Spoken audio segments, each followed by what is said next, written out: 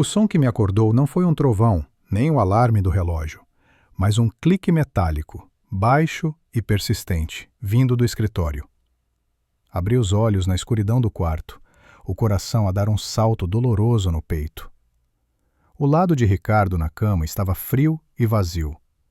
Foi então que ouvi as vozes, sussurros tão venenosos que pareciam rastejar pelo chão.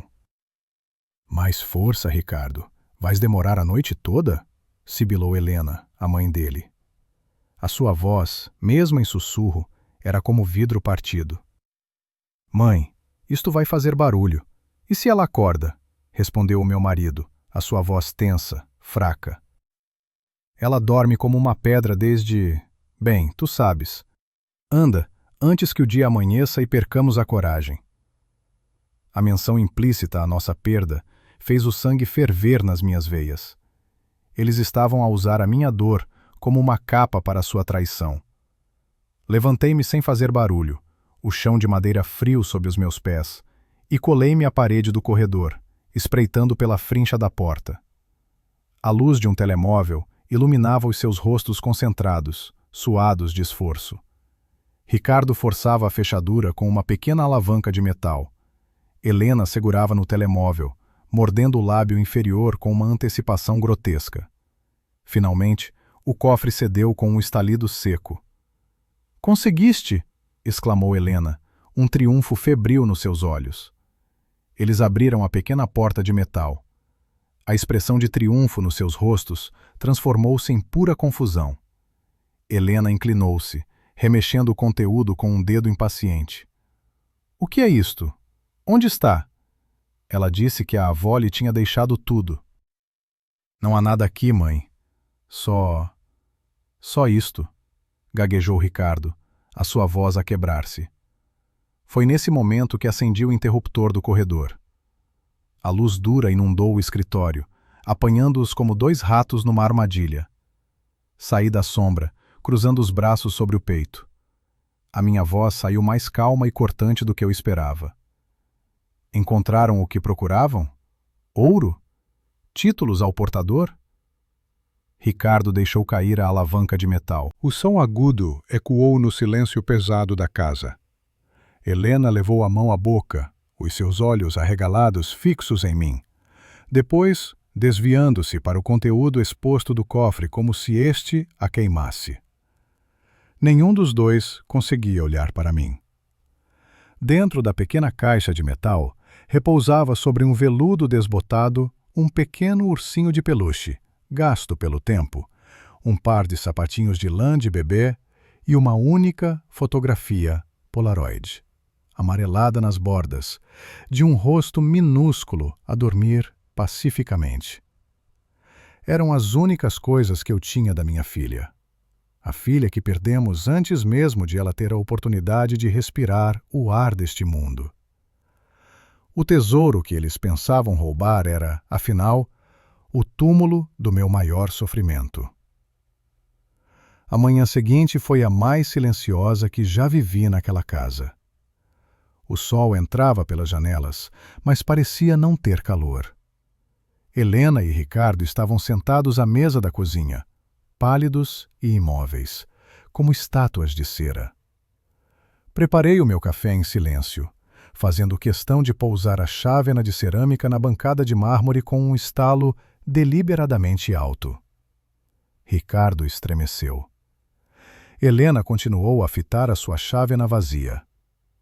Servi o meu café, adicionei açúcar e mexi-o com uma lentidão calculada. O som da colher a bater na chávena parecia um trovão, um metrônomo a marcar o tempo da sua desgraça. Finalmente, foi Helena quem quebrou o silêncio. A sua voz, normalmente tão cheia de críticas e ordens, era um sussurro frágil. Clara, eu não sabia. Continuei a mexer o café. 1, 2, 3 círculos. Não sabias o que, Helena? Que aquilo era tudo o que me restava dela? Ou apenas não sabias que o cofre não continha o que a vossa ganância desejava? Não sejas assim, começou ela, tentando encontrar a sua antiga autoridade, mas a voz falhou. Ricardo limpou a garganta. Clara, por favor. Por favor, o quê, Ricardo? Virei-me para ele, a minha voz ainda controlada, mas com uma nova lâmina de aço. Vais pedir desculpa?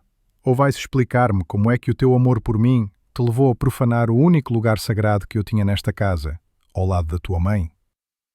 Ele encolheu-se na cadeira. A sua covardia era quase mais ofensiva do que o seu ato de traição. Foi Ricardo quem tentou a seguir. Levantou-se, as pernas trêmulas, e aproximou-se de mim, hesitante, como um cão que espera ser repreendido. Amor, eu posso explicar. Nós precisávamos do dinheiro. Havia uma oportunidade de negócio, algo que nos tiraria desta vida apertada. Um investimento com o Sérgio, lembras-te? Eu falei-te dele. Ia contar-te tudo depois. Eu ia devolver cada cêntimo. As palavras saíam da sua boca como se ele as estivesse a ler de um guião mal escrito. O Sérgio. O seu amigo com esquemas infalíveis, que já nos tinha custado as poupanças para a entrada de uma casa nova há 2 anos.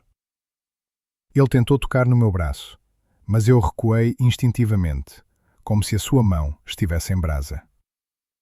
Não me toques, disse eu, a minha voz a subir um tom. Vocês não violaram apenas um cofre. Vocês escavaram uma campa. Vocês pegaram na memória dela e sujaram-na com a vossa cobiça. Não há negócio no mundo que justifique isto. A menção à nossa filha fez com que ele finalmente vacilasse. Lágrimas brotaram dos seus olhos, mas não me comoveram. Eram lágrimas de quem foi apanhado, não de quem se arrependeu. Eu só queria dar-te uma vida melhor, exclamou ele, a voz embargada pela autopiedade. Uma vida melhor? Rime, um som oco e sem alegria. Tu achas que dinheiro teria tornado a minha vida melhor? Tu estavas lá, Ricardo. Tu seguraste a minha mão naquele hospital. Tu viste o que eu perdi. E mesmo assim, achaste que dentro daquela caixa havia algo mais valioso do que aquilo. Nesse momento, Helena levantou-se, a sua fragilidade a evaporar-se e a ser substituída por uma indignação defensiva. Não fales assim com o meu filho. Ele fez isto por nós, pela família. Um homem tem responsabilidades. Ele queria ser um provedor, algo que tu pareces ter esquecido, sempre perdida nesse teu mundo de tristeza. O ataque foi tão súbito e vil que me deixou sem ar por um segundo. Fora, disse eu, a minha voz baixa e perigosamente calma. O quê? Disse Helena, piscando os olhos. Eu disse, fora. Peguem nas vossas coisas e saiam da minha casa. Até o final do dia, quero os 2 fora daqui. Tua casa? Riu-se ela com escárnio. Esta casa é do meu filho tanto quanto é tua. Enganas-te, respondi, caminhando até uma gaveta no móvel da sala e tirando uma pasta de documentos. Abria em cima da mesa com um gesto brusco. Esta casa foi comprada com o dinheiro da herança dos meus pais. Está unicamente em meu nome. Juridicamente, Ricardo é teu convidado, e a visita acabou. O rosto de Ricardo ficou branco. Helena olhava dos papéis para mim, a sua boca a abrir e a fechar sem emitir som. A verdade atingiu-os com a força de um golpe físico. Clara, não podes fazer isto, implorou Ricardo, agarrando-se à mesa como se o chão fosse desaparecer. Eu não tenho para onde ir. Nós não temos. Isso é um problema vosso. Deviam ter pensado nisso enquanto planeavam o vosso pequeno assalto. A realidade da situação pareceu finalmente quebrar a compostura de Ricardo. Ele afundou-se numa cadeira, a cabeça entre as mãos. Não foi pelo negócio do Sérgio, confessou ele num murmúrio abafado. Eu menti. Helena virou-se para ele. Ricardo, cala-te. Não, mãe. Ela tem de saber. Ele levantou a cabeça, o seu rosto manchado de lágrimas e desespero. Eu devo dinheiro, Clara. Muito dinheiro. A um homem chamado Arthur. Ele não é como o Sérgio. Ele não brinca. Ele emprestou-me dinheiro quando o meu último negócio correu mal. Os juros, eles não param de crescer. Ele deu-me um prazo. Era até amanhã. O ar na cozinha tornou-se rarefeito. Isto era novo. Isto era perigoso. Ele ameaçou-me, continuou Ricardo, a voz a tremer incontrolavelmente. Ele disse que sabia onde eu vivia. Disse que sabia que eu tinha uma mulher bonita. Ele disse que se eu não pagasse, ele viria cobrar em bens. Helena soltou um gemido baixo. A sua arrogância tinha desaparecido, substituída por um medo pálido e primordial. Ela olhou para mim, não com ódio, mas com um pânico que era quase uma súplica. Fiquei ali, a processar a informação. A traição era ainda mais profunda do que eu imaginava. Ele não tinha apenas tentado roubar-me por ganância. Ele tinha me roubado para cobrir a sua própria estupidez, expondo-me a um perigo que eu nem sequer sabia que existia. E ele tinha permitido que eu pensasse que era apenas sobre um mau investimento. E o vosso plano era roubar as joias da avó para pagar a um agiota? Perguntei, a minha voz desprovida de qualquer emoção. Esse era o vosso grande plano para salvar a família? Ninguém respondeu. O silêncio era a sua confissão. Virei-lhes as costas e saí da cozinha. Fui até o escritório. O pequeno cofre ainda estava aberto, o seu conteúdo violado à vista de todos. Com um cuidado infinito, peguei no ursinho, nos sapatinhos e na fotografia. Coloquei-o suavemente sobre a secretária. Depois, com os dedos a tremer ligeiramente, passei a mão pelo fundo do cofre, sentindo a pequena saliência no veludo que ninguém notaria. Pressionei-a. Um fundo falso soltou-se. Debaixo dele, havia um envelope grosso e selado. Ricardo e Helena nunca souberam da sua existência. A minha avó tinha me dito para só o abrir numa emergência, no dia em que a minha vida como eu a conhecia acabasse. Aquele dia tinha chegado. Rasguei o envelope. Dentro não havia dinheiro. Havia uma apólice de seguro de vida, feita pela minha avó em meu nome, com um valor que me fez prender a respiração. E por baixo, uma carta, escrita com a sua caligrafia elegante. Minha querida Clara, começava. Se estás a ler isto, é porque o homem a quem deste o teu coração provou ser mais fraco do que o teu amor. Os homens fracos são os mais perigosos, pois confundem ganância com ambição e cobardia com prudência. Este dinheiro não é para o salvares a ele, é para te salvares a ti. Usa-o para construíres uma fortaleza onde nenhuma fraqueza masculina te possa voltar a tocar. A tua vida é tua. Nunca deixes que ninguém a roube. Fechei os olhos, apertando a carta contra o peito. Lá fora, na cozinha, ouvia os sussurros desesperados de um filho e da sua mãe, a discutirem o abismo que eles próprios tinham cavado. Mas eu já não os ouvia. Nas minhas mãos, eu não tinha apenas dinheiro. Tinha a liberdade. Tinha uma última lição da mulher que me ensinou tudo, exceto como viver com um fantasma. Talvez agora eu pudesse finalmente aprender. Nos dias que se seguiram, a casa tornou-se um campo minado emocional, um palco silencioso onde cada passo em falso podia detonar uma nova catástrofe. Ricardo tentava de tudo. Na primeira manhã, apareceu com um ramo de lírios brancos, as minhas flores favoritas. Segurava-as como um escudo, um sorriso nervoso no rosto. Para ti, amor. Para começarmos de novo, disse ele, a sua voz demasiado alta no silêncio da cozinha. Peguei no ramo, senti o peso das flores na minha mão. Caminhei até o balde do lixo debaixo do lava-loiça, levantei a tampa e deixei-as cair lá dentro. O som do celofane a machucar-se foi o único comentário. Ricardo ficou a olhar, a cor a fugir-lhe do rosto. Clara, começou ele. Não gastes dinheiro em flores, Ricardo. Vais precisar dele, respondi, virando-lhe as costas para preparar o café. Ele preparava os meus pratos favoritos, jantares elaborados que eu mal tocava, empurrando a comida de um lado para o outro no prato até esta arrefecer. Prometia terapia de casal, uma nova vida, uma transparência total que soava oca.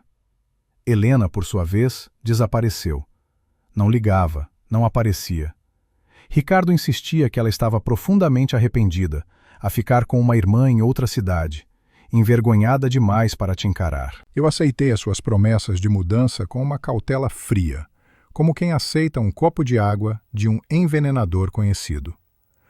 Concordei em ir à terapia, não porque acreditasse que poderíamos ser salvos, mas porque precisava de uma testemunha profissional para a dissolução do meu casamento.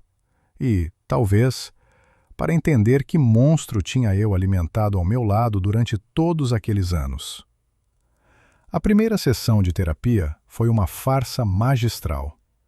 O consultório era estéril, bege e cinzento, com uma caixa de lenços de papel estrategicamente colocada entre mim e Ricardo. Ele representou o papel do marido arrependido na perfeição. Eu senti uma pressão imensa, disse ele à terapeuta, a doutora Alves, uma mulher de ar competente, cujos óculos deslizavam constantemente pelo nariz. A pressão para ser um provedor, para dar a Clara a vida que ela merece. E quando as coisas correram mal, eu entrei em pânico. Tomei uma decisão terrível, uma decisão que partiu o coração da mulher que eu amo mais do que a própria vida. As suas palavras eram suaves, ensaiadas. Ele até conseguiu produzir uma lágrima solitária que rolou pela sua bochecha. A doutora Alves acenou com a cabeça, anotando algo no seu bloco. Depois, virou-se para mim. E você, Clara? Como é que as ações do Ricardo a fizeram sentir? Eu olhei para Ricardo. Ele encontrou o meu olhar, os seus olhos a suplicar compreensão, perdão. Mas por trás da súplica não havia nada. Um poço vazio. Sentir? Repeti, a palavra a soar estranha na minha boca. Eu não sinto nada. Sinto-me como se estivesse sentada num teatro a assistir a uma peça medíocre. O ator principal conhece as falas, sabe onde fazer uma pausa para obter o efeito dramático, mas a sua atuação não convence. Falta-lhe verdade. O silêncio que se seguiu foi pesado. Ricardo baixou a cabeça, um gesto estudado de vergonha. A doutora Alves ajustou os óculos. Isso é uma observação muito visual, Clara. Significa que não acredita no arrependimento dele? Acreditar requer fé, respondi. E a minha fé foi pulverizada. A frágil esperança que eu tentava alimentar, um pequeno e teimoso rebento verde no meio de um deserto, começou a desvanecer-se. A desconexão entre as suas palavras e as suas ações era um abismo. Ele prometia transparência, mas o seu telemóvel estava sempre com o ecrã virado para baixo. Certa noite, o aparelho vibrou sobre a mesa de cabeceira. Ele atirou-se para o apanhar com a velocidade de uma cobra, escondendo o ecrã com o corpo. Quem era? Perguntei, a minha voz neutra. Ah, trabalho. O Sérgio. Aquele negócio, sabes? Ainda há pontas soltas, gaguejou ele, enfiando o telemóvel no bolso. Sérgio. O nome de código para todos os seus fracassos. Dizia que estava a trabalhar até tarde, mas chegava a casa com um cheiro subtil de um perfume floral, um que eu não usava. Numa noite, enquanto ele dormia, a curiosidade mórbida venceu-me. Peguei no seu computador portátil. Acedi ao histórico do seu browser. Havia pesquisas por presentes para recém-nascido, melhores carrinhos de bebê e o nome de uma florista no outro lado da cidade. O meu sangue não gelou, pelo contrário, pareceu aquecer com uma clareza terrível. Eu estava a tornar-me numa detetive na minha própria casa, uma sombra a vasculhar os destroços da minha vida. A paz que ele prometia era uma mentira. Ele apenas tinha ficado mais cuidadoso. Uma noite, enquanto ele tomava banho, o seu telefone, que ele tinha estupidamente deixado na sala, acendeu-se com uma notificação do banco. Uma transferência recorrente, agendada para o dia 15 de cada mês, para uma conta em nome de S. Andrade. O valor era substancial, o suficiente para pagar o aluguer de um apartamento pequeno. A revelação final, no entanto, não veio de uma descoberta minha, mas de uma fonte externa. Foi numa tarde de terça-feira, a chuva a bater contra as janelas do escritório. Recebi um e-mail de um endereço que não reconheci, uma combinação aleatória de letras e números. O assunto era apenas o meu nome. Clara. Hesitei antes de abrir. O meu estômago contraiu-se com um pressentimento mau. Uma sensação física de que o chão estava prestes a abrir-se sob os meus pés. O corpo do e-mail era curto, direto e brutalmente impessoal. Não sei se isto é da minha conta, mas acho que você merece saber a verdade sobre o seu marido e a sua sogra. Ele não está a tentar salvar o vosso casamento. Está a construir uma nova vida. Ela não está com uma irmã. Está a ajudar a decorar o quarto do bebê. Você foi apenas o financiamento para o novo começo deles. Abaixo daquelas palavras cruéis, havia um link para um perfil de Instagram. O meu dedo pairou sobre o ecrã, tremendo. Uma parte de mim, a parte cobarde, queria apagar o e-mail, destruir o computador, fingir que nunca o tinha visto e continuar a viver nesta mentira anestesiante. Mas a parte de mim que tinha acordado naquela noite ao som de metal a raspar contra metal, a parte que viu a verdade nos rostos gananciosos do meu marido e da minha sogra, precisava de saber. Precisava de ver a face completa da traição. Cliquei. O perfil era público. O nome de utilizador era Sofia Ricardo começar de novo. A fotografia de perfil era deles os dois, sorrindo para a câmera, a cabeça dela encostada no ombro dele, a Torre Eiffel desfocada ao fundo.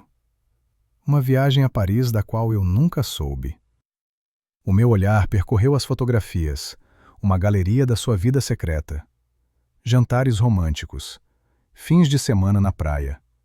Uma fotografia de Helena, a minha sogra, a pintar alegremente a parede de um quarto de um azul suave, com a legenda: a melhor avó do mundo a preparar o ninho para o nosso príncipe.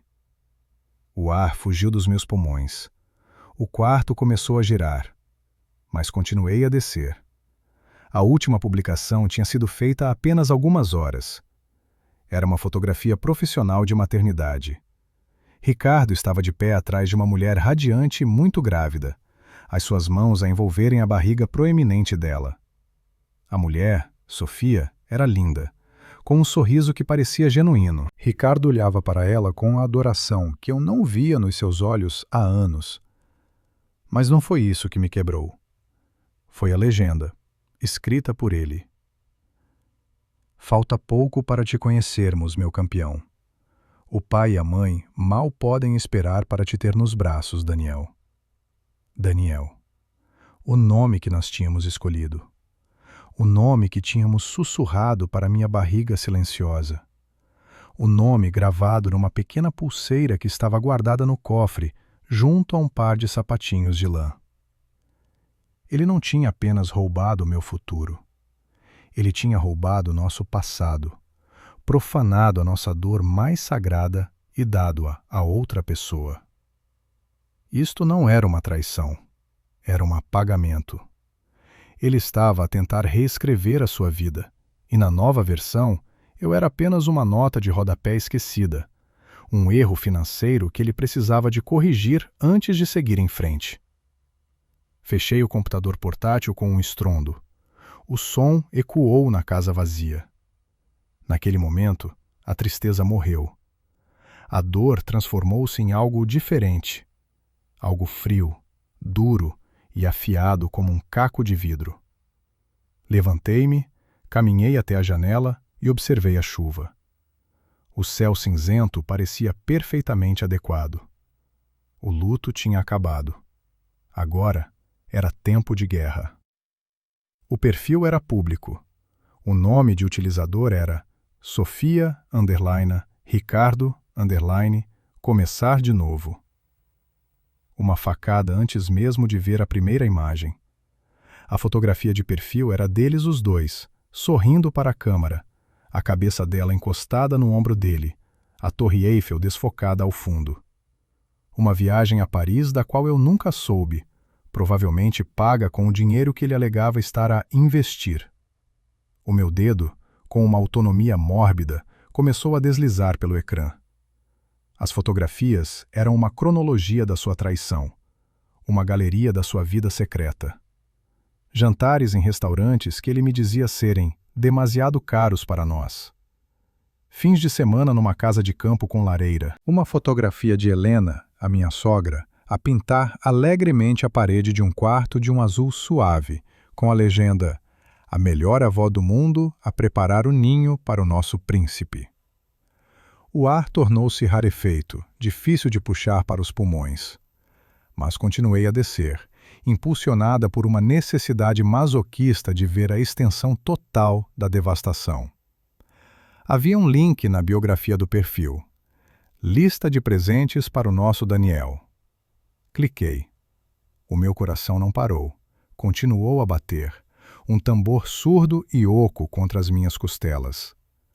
Uma lista de desejos numa loja de artigos para bebê. Berços, carrinhos, intercomunicadores. E o nome, repetido vezes sem conta. Daniel. O nome que nós tínhamos escolhido. O nome que tínhamos sussurrado para minha barriga silenciosa. O nome gravado numa pequena pulseira de prata que estava guardada no cofre, junto a um par de sapatinhos de lã. Ele não tinha apenas roubado o meu futuro. Ele tinha roubado o nosso passado, profanado a nossa dor mais sagrada e dado-a a outra pessoa. A última publicação tinha sido feita há apenas algumas horas. Era um vídeo curto. Um chá de bebê surpresa. Sofia, radiante e muito grávida, entrava num apartamento decorado com balões azuis e brancos, o ninho de amor que eu já tinha visto em fotos. Amigos e família gritavam: "Surpresa!" E lá estava Ricardo, a abraçá-la por trás, as mãos a envolverem a barriga proeminente dela. Ele beijou-lhe o pescoço e disse algo que a câmara captou perfeitamente. "Agora está tudo perfeito. O nosso recomeço está quase a chegar, meu amor. Deixamos tudo o que era mal para trás."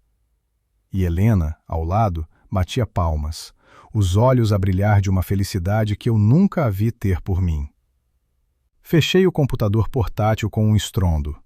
O som ecoou na casa vazia. Não havia lágrimas. Não havia gritos. A mulher que amava Ricardo, a mulher que o perdoaria por tudo, tinha sido assassinada naquele instante. No seu lugar, restava algo diferente. Algo frio, duro e afiado como um caco de vidro. Levantei-me e fui à cozinha. Abri uma garrafa de vinho, servi um copo e sentei-me à mesa. A mesma mesa onde ele tinha implorado por perdão. Esperei. Cada tic-tac do relógio da parede era um prego no caixão do nosso casamento. Quando o Ricardo chegou à casa, perto das 10 da noite, eu estava sentada na sala de estar escura, exatamente no mesmo lugar. Apenas a silhueta do copo de vinho era visível na penumbra. Ele acendeu a luz, a chave ainda na mão, surpreendido por me ver ali. "Clara? Assustaste-me? Estás aí no escuro?" Ele forçou um sorriso cansado. "Olá, amor. Dia longo." Ele aproximou-se para me beijar, o cheiro do perfume floral dela subtilmente agarrado à sua roupa. Virei o rosto. O beijo dele aterrou no ar. Ele parou, a sua expressão a mudar de cansaço para cautela. "Está tudo bem?" Não respondi. Apenas abri o portátil na mesa de centro e virei-o na sua direção.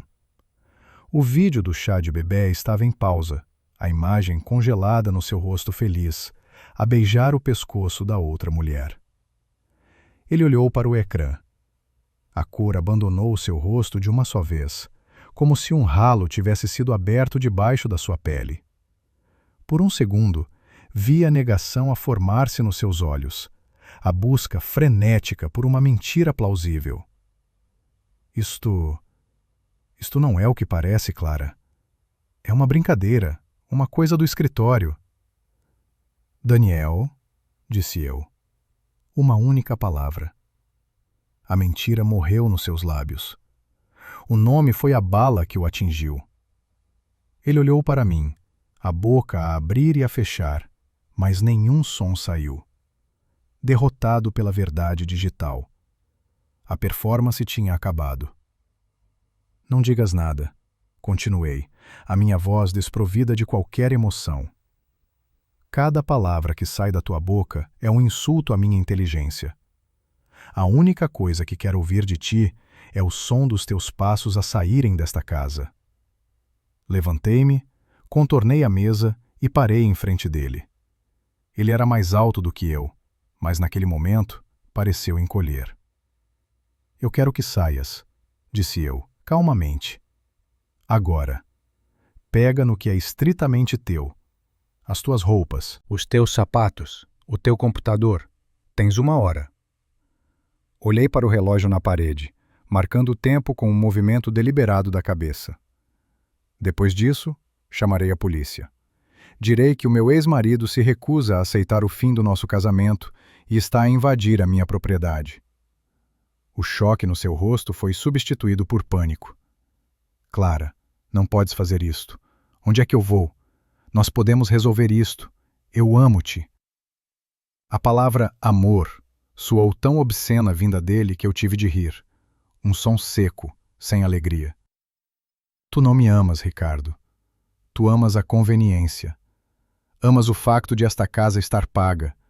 Amas o facto de eu ter aguentado as tuas falhas e os teus negócios.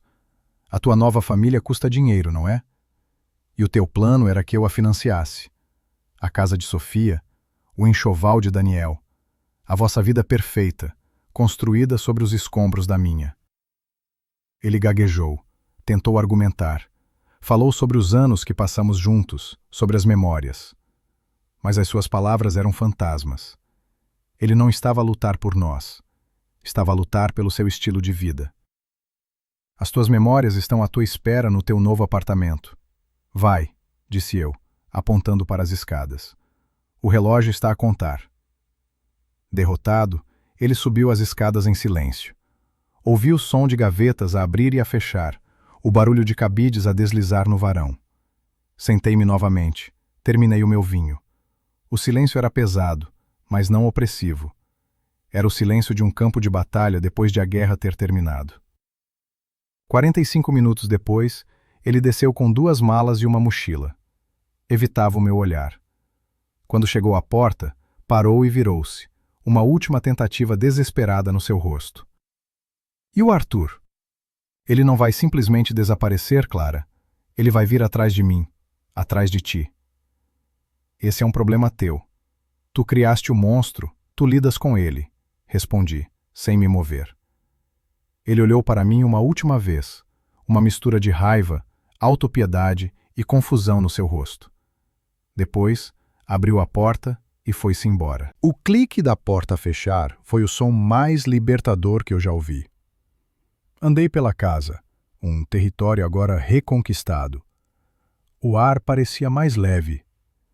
Fui ao meu quarto e despi a cama, arrancando os lençóis que ainda tinham o cheiro dele. Abri as janelas, deixando o ar frio da noite entrar e limpar o espaço. No dia seguinte, comecei a purga. Enchi caixotes de cartão com as suas roupas, os seus livros, as suas fotografias. Enquanto esvaziava sua mesa de cabeceira, encontrei um extrato bancário recente enfiado debaixo de um livro. Uma conta que eu não conhecia. O saldo era de quase 10.000 euros. O dinheiro que ele tinha desviado ao longo dos meses, a sua poupança para a fuga.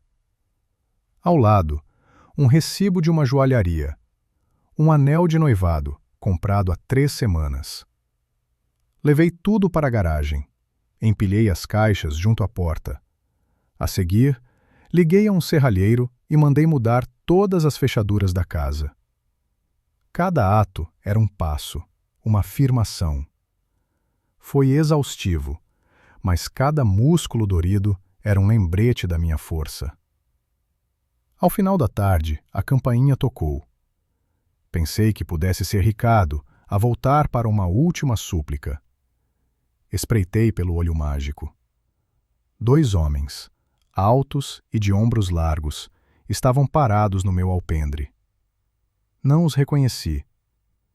O meu instinto gritou para não abrir, mas a carta da minha avó ecoou na minha mente. Não deixes que nenhuma fraqueza masculina te toque. Abri a porta, deixando a corrente de segurança no lugar. Sim? Perguntei, a minha voz firme. O homem mais velho, com uma cicatriz fina na sobrancelha, deu um passo à frente. O seu sorriso não chegou aos olhos. Boa tarde. A senhora é a Clara, esposa do Ricardo? Ex-esposa, corrigiu, o meu tom cortante. Ele já não mora aqui. O que desejam? Nós sabemos que ele não mora aqui. Vimo-lo a sair ontem à noite com as malas. O senhor Arthur só quer ter a certeza de que a mensagem é entregue no sítio certo, disse ele, a sua voz perigosamente calma. O prazo do Ricardo para pagar o que deve era ontem. Como ele não apareceu, os juros duplicaram. E a garantia? Bem, a garantia continua a ser esta morada. Ele bateu com os nós dos dedos suavemente na minha porta. Não era uma ameaça. Era uma promessa. Eu não tenho nada a ver com as dívidas dele, respondi, sentindo o metal frio da corrente de segurança contra os meus dedos. O senhor Arthur discorda. Para ele, o que é do marido é da mulher. Ele é um homem à antiga. O homem sorriu novamente. Ele deu-nos ordens para sermos educados na primeira visita. Daqui a uma semana, voltamos para receber o primeiro pagamento. Sugiro que o tenha pronto. O senhor Arthur não gosta de ser desapontado.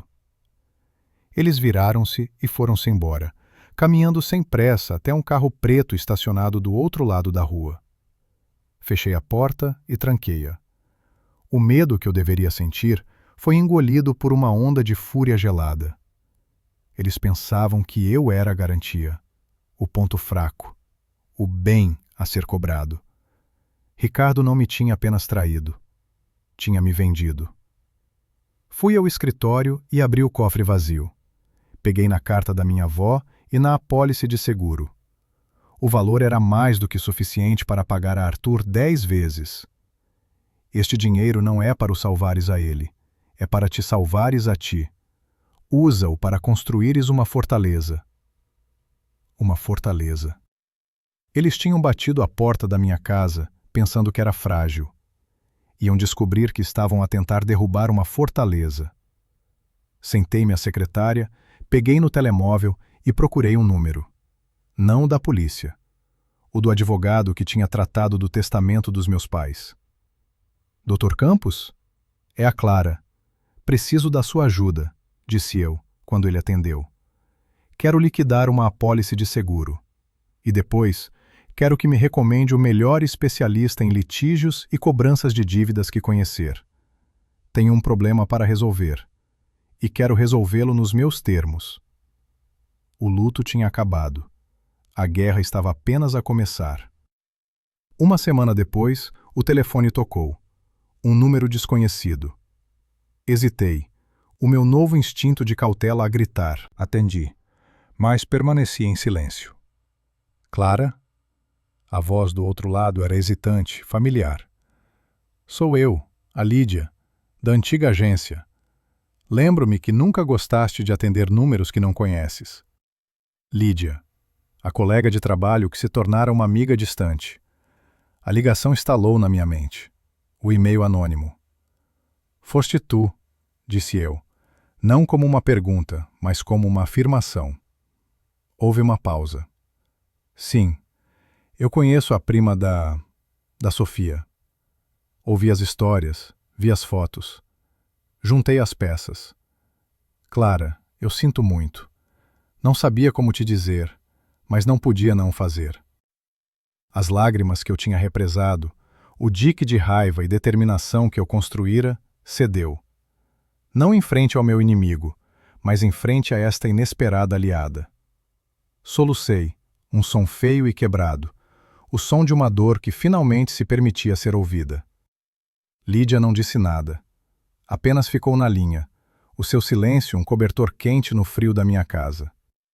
Quando finalmente consegui falar, a minha voz era um sussurro rouco. Obrigada. Não tens de agradecer, disse ela, a sua voz suave. Agora ouve. Esta noite, às 8, vou buscar-te. Vamos sair. Vais vestir algo que te faça sentir poderosa. Vamos beber um coquetel caro e não vamos falar dele, a não ser que tu queiras. Não aceito um não. Foi a primeira ordem que recebi em semanas que não me fez sentir mais pequena. Pelo contrário, pareceu um salva-vidas. Está bem, concordei. Foi o primeiro passo para reconstruir não apenas a minha casa, mas a minha vida. Lídia levou-me a um bar de jazz clandestino, escondido numa cave de pedra com iluminação baixa e veludo vermelho. Um lugar que Ricardo teria achado ridiculamente pretensioso. Pedimos 2 negrones. O amargor da bebida era estranhamente reconfortante. Então, começou Lídia, depois de um longo golo. Para além do óbvio filho da mãe, como é que estás a lidar com a logística? A parte chata. A sua abordagem direta foi um alívio. Contratei uma advogada. Uma especialista em litígios recomendada pelo advogado da minha família. O nome dela é Almeida. Falamos ao telefone ontem. Acho que ela come pregos ao pequeno almoço. Lídia ergueu uma sobrancelha, interessada. Gosto dela. E o que é que a dama de ferro disse? Disse para não pagar um cêntimo ao agiota. Disse que a dívida é do Ricardo, contraída sem o meu conhecimento ou consentimento, e que qualquer tentativa de intimidação ou extorsão seria recebida com todo o peso da lei. Ela já enviou uma notificação extrajudicial ao tal Arthur, a informá-lo que qualquer comunicação futura deve ser dirigida a ela. Basicamente, ela construiu uma muralha legal à minha volta. E o Ricardo? E a casa? A casa é minha. Ele não tem direito a nada. A advogada está a tratar do divórcio. Vai ser litigioso. Ele não vai facilitar. Claro que não. Lídia revirou os olhos. Parasitas não largam o hospedeiro de bom grado. Ela inclinou-se para a frente, a sua expressão séria. Clara, ele vai tentar pintar-te como a vilã. Prepara-te para isso. Naquele momento, um saxofonista no pequeno palco começou um solo melancólico e complexo. Pela primeira vez em anos, eu não estava a pensar no passado ou a temer o futuro. Estava ali, naquele momento, a ouvir a música, a saborear a minha bebida, ao lado de uma amiga. Estava a viver. Mais tarde, no meio de uma história hilariante que Lídia contava sobre um cliente insuportável, eu ri. Uma gargalhada alta, genuína, que veio do fundo da barriga. O som surpreendeu-me a mim mesma. Tinha me esquecido de como era a minha própria alegria. Com a minha vida pessoal a começar a sarar, a minha vida profissional também começou a florescer. Eu trabalhava como designer gráfica freelancer, mas nos últimos anos, a sombra do meu casamento tinha se infiltrado na minha criatividade. Eu fazia apenas o suficiente para sobreviver, mas agora, com uma nova clareza, sentia-me faminta.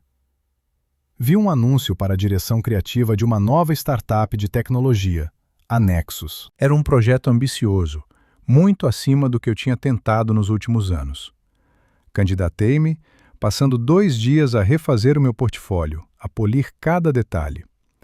Para minha surpresa, fui chamada para uma entrevista. O escritório da Nexus era um open space minimalista, cheio de luz e energia. Fui recebida pelo CEO, um homem de 40 e poucos anos chamado Diogo, cuja intensidade era palpável. O seu trabalho antigo é impressionante, Clara, disse ele, folheando meu portfólio no seu tablet. Mas, para ser franco, os seus projetos dos últimos 2 anos são seguros. Nós não fazemos seguro, fazemos disruptivo. Convença-me de que ainda tem essa chama. A antiga Clara teria vacilado, mas a nova Clara olhou nos olhos. Os últimos 2 anos foram um exercício de sobrevivência em condições adversas. O meu trabalho refletia isso. Era eficiente, limpo, cumpria o objetivo. Mas não era apaixonado. A sobrevivência raramente o é. Agora, já não estou a sobreviver. Estou a construir. Se me derem esta oportunidade, não terão apenas a minha habilidade, terão a minha fome. E um designer com fome é muito mais disruptivo do que um designer confortável.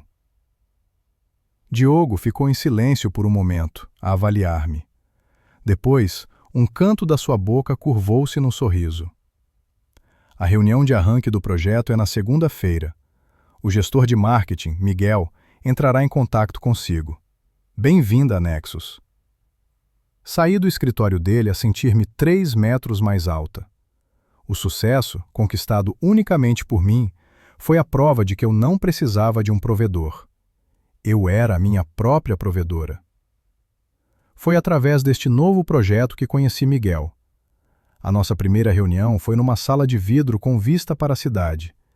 Ele era o oposto de Diogo, calmo, ponderado, com um sorriso gentil que suavizava sua inteligência afiada. A nossa sessão de brainstorming foi produtiva. As suas estratégias de marketing e as minhas ideias visuais encaixavam-se sem esforço. Isto é bom, disse ele no final. Sinto que vamos fazer um ótimo trabalho juntos. Começamos a almoçar juntos para discutir o projeto. As conversas desviavam-se inevitavelmente do trabalho. Descobri que ele era divorciado há 2 anos.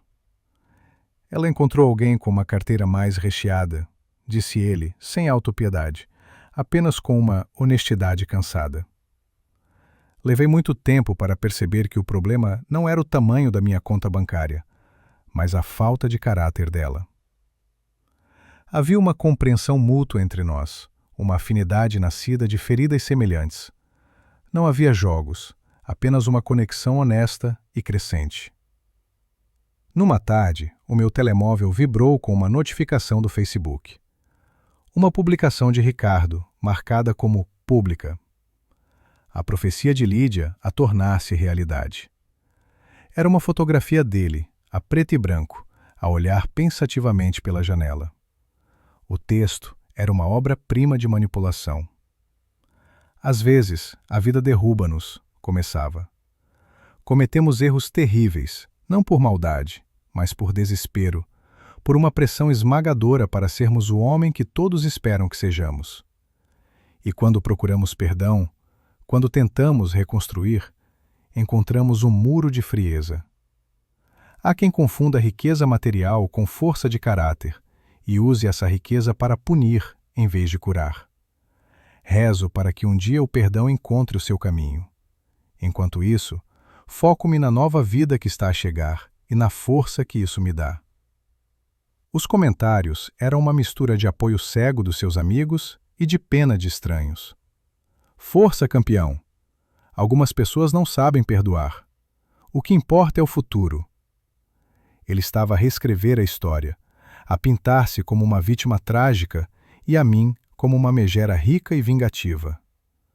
O meu primeiro impulso foi responder, expor as mentiras. Mas depois ouvi a voz da minha advogada na minha cabeça. Silêncio. Não lhe dê munições. Respirei fundo, bloqueei o perfil dele e voltei ao trabalho. No dia seguinte, depois de um almoço de trabalho particularmente produtivo, Miguel acompanhou-me até o meu carro. Vi a publicação do teu ex-marido, disse ele, casualmente, mas com uma nota de preocupação na voz. Um amigo em comum partilhou. Ignorei. Olhei para ele, surpreendida pela sua frontalidade. Não precisas de dizer nada, continuou ele. Só queria dizer que reconheço a tática. A minha ex fez algo semelhante. Chamou-lhe a minha verdade. É uma forma de controlo, de te manter presa ao drama deles. As suas palavras eram um bálsamo. Ele não ofereceu pena nem conselhos fáceis. Ofereceu compreensão. Ficamos em silêncio por um momento. O sol da tarde a aquecer o asfalto do parque de estacionamento. Sabes, Clara, disse ele, quebrando o silêncio. Admiro mesmo a forma como lidas com as coisas. Não ignoras a tempestade, mas também não a deixas afogar-te. Encontras uma forma de navegar. É uma força tranquila que é muito rara. Ninguém me tinha chamado de forte de uma forma que parecesse tão real. Eu sorri, sentindo o meu rosto corar. Acho que às vezes só precisamos de um empurrão para descobrir a força que já temos. Ele assentiu, o seu olhar caloroso a fixar o meu. Gostava de te levar a jantar um dia destes. Sem falar de logótipos ou métricas de marketing. Apenas para te conhecer melhor. Para conhecer a navegadora, não apenas a designer. O meu coração deu um pequeno salto, mas não de ansiedade ou medo. Foi um salto de pura e simples antecipação. A ideia de um futuro romântico já não parecia um campo minado. Parecia um horizonte. Eu adoraria, respondi, a minha voz mais firme do que eu esperava. E pela primeira vez, sorri sem o peso do passado nos meus ombros. Era apenas um sorriso. Era meu. O nosso primeiro encontro foi perfeito na sua simplicidade. Fomos a um pequeno restaurante italiano, escondido numa rua de paralelepípedos, um lugar que o Ricardo teria descartado como sem ambição. A conversa fluiu, não porque preenchemos o silêncio, mas porque o silêncio entre nós era confortável. Falamos de tudo e de nada. Ele contou-me sobre a sua tentativa falhada de abrir uma livraria com seu sócio, e como a falência o ensinou mais sobre si mesmo do que qualquer sucesso. Perdi todo o dinheiro que tinha poupado, disse ele, mexendo no seu copo de vinho. Mas o que doeu mais foi perceber que estava a construir o sonho de outra pessoa. Eu queria a ideia romântica de uma livraria, não o negócio em si. E o que é que queres agora? Perguntei, genuinamente curiosa. Ele olhou para mim, e o seu olhar era tão direto e claro que me senti completamente vista. Quero construir algo honesto. Seja uma campanha de marketing ou uma relação. Sem fachadas, sem promessas que não posso cumprir. Naquela frase, ele desfez anos de teias de aranha que o Ricardo tinha tecido à minha volta. No final da noite, ele levou-me à casa e caminhou comigo até a porta. A luz do alpendre projetava sombras longas no jardim. Ele não se apressou. Clara, começou ele, a sua voz baixa. Eu sei que provavelmente estás a navegar por águas muito complicadas. A última coisa que quero é ser mais uma complicação. Não és, respondi, e era verdade. Ele hesitou por um momento, um micromovimento que era uma pergunta silenciosa. Eu dei um passo minúsculo na sua direção, uma resposta. E então ele inclinou-se e beijou-me. Foi um beijo suave, terno, cheio de respeito. Não havia a paixão desesperada e egoísta de Ricardo, que sempre parecia querer tirar algo de mim. Com o Miguel, era uma partilha. Uma promessa silenciosa de paciência e bondade. Quando entrei em casa e fechei a porta, encostei-me a ela e sorri para o teto. A felicidade não era um destino distante. Era um primeiro passo, dado numa noite de outono. 6 meses depois, a minha vida era irreconhecível. A campanha da Nexus foi um sucesso estrondoso, e o Diogo ofereceu-me um contrato de exclusividade com um salário que me fez rir de incredulidade. A minha amizade com a Lídia era uma constante, um pilar de humor negro e apoio inabalável. Ela ligou-me numa terça-feira. Então, a múmia ainda está na garagem ou já a doaste a um museu? Disse ela, sem sequer dizer olá. As caixas do Ricardo ainda estão lá, Lídia, respondi, revirando os olhos. Clara, já se passaram 6 meses. Isso não é bagagem, é um inquilino que não paga renda. Queima aquilo. O meu relacionamento com o Miguel estava a tornar-se algo sério e bonito. Ele nunca me pressionou a falar sobre o passado, mas quando eu o fazia, ele ouvia com uma paciência infinita. Celebrava as minhas vitórias, como o contrato da Nexus, com um orgulho genuíno que nunca parecia ter um pingo de inveja. Foi ele quem, uns dias depois da chamada da Lídia, abordou o assunto da garagem. Estávamos na cozinha, a preparar o jantar, e eu estava a picar legumes com uma concentração excessiva. Sabes, disse ele casualmente, enquanto temperava o peixe. Estava a pensar em arrumar a garagem este fim de semana. Fazer algum espaço para as ferramentas de jardinagem. Eu parei de cortar. Sabia que não era sobre as ferramentas. As caixas ainda lá estão, admiti em voz baixa. Ele virou-se, limpou as mãos num pano e encostou-se à bancada em frente a mim. Eu sei, isto está tudo bem. Mas talvez seja a altura de as deixar ir. Não por mim, por ti.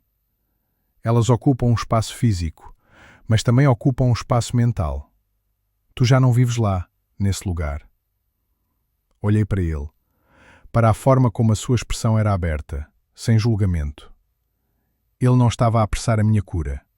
Estava a segurar uma porta aberta para a próxima fase. Naquela noite, peguei no telefone e liguei ao Ricardo. Ele atendeu ao terceiro toque. A sua voz era monótona, desprovida da antiga arrogância. Preciso que venhas buscar as tuas coisas da garagem, disse eu, sem rodeios. Houve uma pausa. Ah, claro, as coisas. Ouvi um suspiro cansado. A vida com a Sofia não correu como planeado. Acontece que os bebés são caros. E ela não gostava da versão de mim que não podia pagar jantares em Paris. Havia um tom amargo na sua voz, mas era o amargor da derrota, não da raiva. Quando é que posso ir? Sábado, ao meio-dia, respondi. Está bem, disse ele, e desligou. Quando o Ricardo apareceu à minha porta no sábado, mal o reconheci. Ele tinha perdido peso, o seu rosto estava mais magro e marcado por linhas de cansaço. As suas roupas, antes de marca e cuidadosamente escolhidas, eram agora um par de calças de ganga gastas e uma t-shirt desbotada. Não havia brilho nos seus olhos. Ele olhou por cima do meu ombro para dentro da casa. Vi o seu olhar pousar num quadro novo na parede da sala, uma aguarela abstrata com cores vibrantes que eu tinha comprado. O lugar está diferente, disse ele. Eu estou diferente, respondi. Miguel apareceu atrás de mim, acenando com a cabeça ao Ricardo num cumprimento neutro. Ricardo olhou para o Miguel, dos pés à cabeça. Uma centelha de ciúme, talvez de orgulho ferido, brilhou nos seus olhos, mas rapidamente se extinguiu, substituída por uma resignação cinzenta. Ele não tentou entrar. Ficou no alpendre enquanto eu e o Miguel começávamos a levar as caixas de cartão para sua carrinha velha e amolgada. Enquanto carregávamos uma caixa particularmente pesada de livros, ele parou-me. Aquele agiota, o Arthur, ele nunca mais te incomodou? A minha advogada tratou disso, disse eu friamente. Ele acenou, olhando para as próprias mãos. Ainda estou a pagar-lhe. Todo santo mês. A Sofia fartou-se. Disse que não ia criar um filho com um homem que estaria para sempre a pagar pelos seus erros. Ele deu uma risada oca. Irônico, não é? Tentei roubar-te para ter, e acabei por a perder por causa do mesmo dinheiro. Quando a última caixa foi carregada, a parte de trás da carrinha estava cheia de destroços da sua vida antiga. Ele fechou as portas com um som metálico e cansado. Depois, virou-se para mim. Clara, eu sinto muito, disse ele. E pela primeira vez, as palavras não pareciam ensaiadas.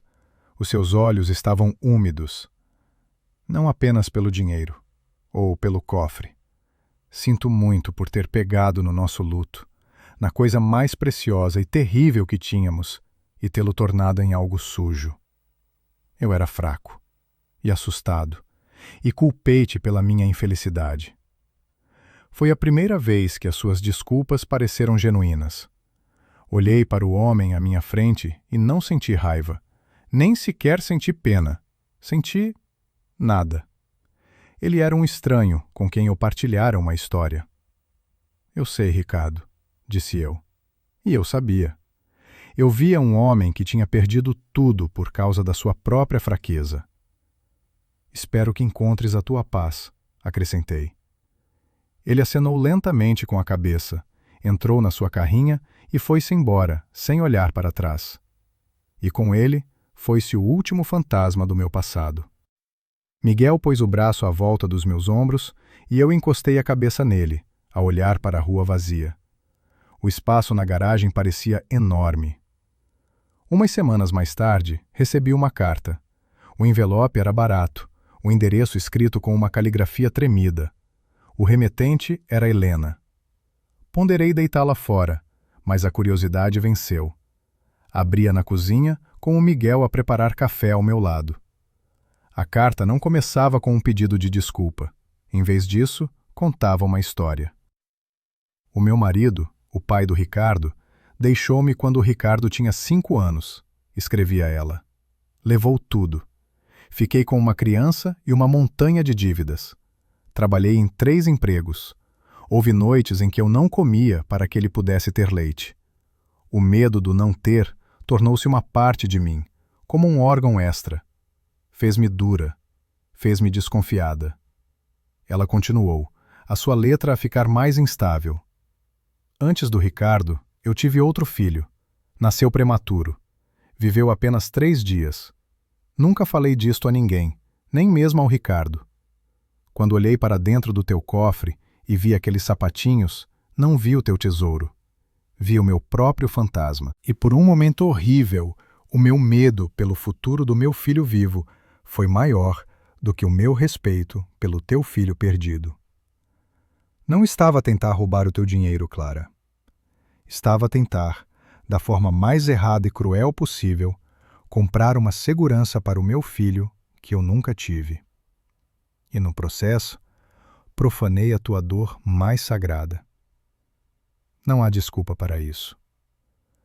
Não te peço perdão para me sentir melhor, mas para que talvez um dia possas libertar-te de todo o mal que eu te causei. Dobrei a carta e olhei para o Miguel. Ele tinha estado a ler por cima do meu ombro. Ela não está a justificar-se, disse ele, suavemente. Está a explicar-se. Guardei a carta numa gaveta. O perdão não era um interruptor que se pudesse ligar, mas a compreensão era uma forma de baixar as armas. Eu já não precisava de lutar naquela guerra. 1 ano depois do divórcio, Miguel e eu mudámo-nos. Não era minha antiga casa, com os seus fantasmas e memórias reescritas, mas um lugar novo, uma tela em branco para pintarmos o nosso futuro. Era uma casa com um grande jardim nas traseiras, com espaço para flores e uma pequena horta. Numa tarde de primavera, estávamos de joelhos na terra a plantar roseiras. A terra cheirava a chuva e a recomeços. O Miguel limpou as mãos nas calças e estendeu-me uma pequena caixa embrulhada em papel pardo. — O que é isto? Perguntei, sorrindo, com as mãos sujas de terra. — Abre, disse ele, os seus olhos a brilhar.